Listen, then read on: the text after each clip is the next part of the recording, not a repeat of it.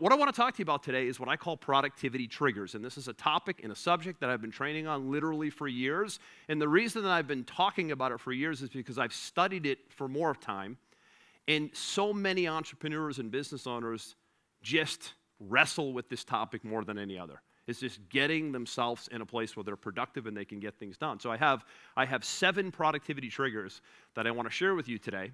Don't worry about ferociously taking notes because, like I said, this is a podcast episode that will be recorded. You can literally listen to this on your phone in a week or two from now. Secondly, I want you to digest this. I don't want you to hustle to write because if you notice when I talk, I keep things really simple, like 2-3 word slides, not a million bullet points like your college professor, right? So that you can remember it. So these 7 triggers, I'm going to recap them at the end. So don't worry about hustling to write because I'm only going to have a word or two on the slide so that you can retain this. Here's number 1. It's having a success environment. It's deliberately creating an environment that you work in that's built around success. What do most people do when they work from home as entrepreneurs? They stay in their pajamas, she says. Not where I was going, but we can work with the stay in your pajamas thing. So here's what most entrepreneurs, especially when you become an entrepreneur and you come from working in a job and you have a structured environment at a job, right? How many of you have a job where you go at a certain time, you wear a certain type of clothes, you work in a certain desk, the desk doesn't have a refrigerator on it, it doesn't have a kitchen in it, it doesn't have a family surrounding it. It's a desk in an office and there's conformity. Right? We're used to that. By the way, we're all wired to be in an environment that is sort of job-ish and 9 to 5-ish, and we show up and we get used to this, and it becomes a productive environment for us for the most part. When we get home, all of this goes out the window. When we become entrepreneurs, all of this suddenly dies. We have to replicate how we're wired. This is, by the way, how you hack everything, is you replicate the way that human beings are designed to operate. Human beings are designed to operate in conformed environments, kind of like jobs. This is why so many people can unconsciously do their job for the most part, day in and day out. But when we become work-at-home entrepreneurs, we start working from home, we have to build an office in an environment that is very much like the job we're used to. But we don't do that. So we suffer big time when it comes to getting things done.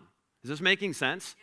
So isn't it amazing how we'll go to a job and we'll have everything set up and it's routine and it's simple and it's the same every day. But when we build this office from home, it's like on the kitchen table, next to the breakfast, next to the mail, next to the dog at your foot.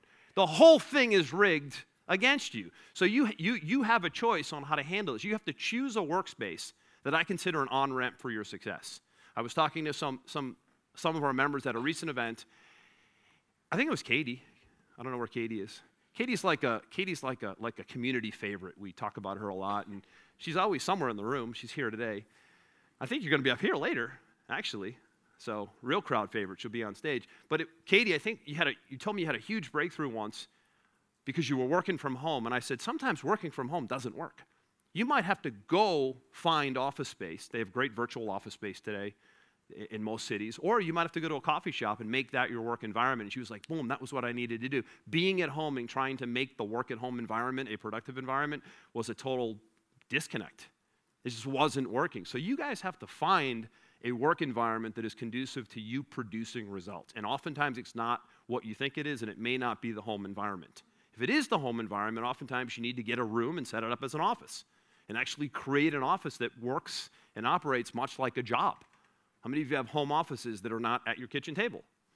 Real home offices. By the way, if you do, that's a nice tax deduction as well. So if you do that right, you can get a nice write-off on your mortgage and your rent. Hopefully you guys know that. So you have to choose an environment that works for you. Secondly, a cluttered environment equals a cluttered mind. And when most people try to build this environment from the get-go, there's crap everywhere, which means they just can't think straight and they can't be creative. And as entrepreneurs, your biggest asset is your creativity and your imagination. If you can't imagine and create, you really can't do much. Your value to the world will be weakened. So this is the starting point. This is the foundation. If you can't get your success environment right, trigger number 1, you can't do much. So you have to sort of build a cage around yourself. Not literally, but figuratively. How do I protect myself from all that's going on around me? I'm going to talk about distraction in a little bit, but we have to deliberately protect our environment so that we can produce results. Otherwise, it won't work out. Everything we talked about on day 1 won't work out if you can't get your environment right. And almost nobody talks about this in the time management training circles. You know why? Because they're still trying to manage the damn clock. They haven't got the memo that the clock will never change. So they're still trying to manage the clock, and I'm trying to manage you. But really, you're trying to manage you. Because you win when you manage you. You just can't win the game of managing the clock. I mean, I've said it a lot of times. I think this is a smart room. The clock is always going to remain the same.